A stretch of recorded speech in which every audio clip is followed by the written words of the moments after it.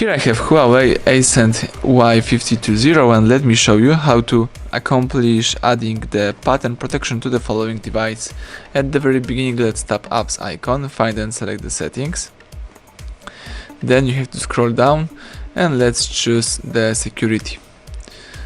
Choose screen lock, and now you have to decide that you would like to use slide, voice unlock, pattern, pin or password. Let me choose pattern.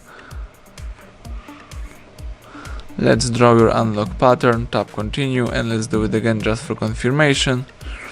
And as you can see, just add your pattern. You can make pattern visible or invisible. You can change the automatically lock time.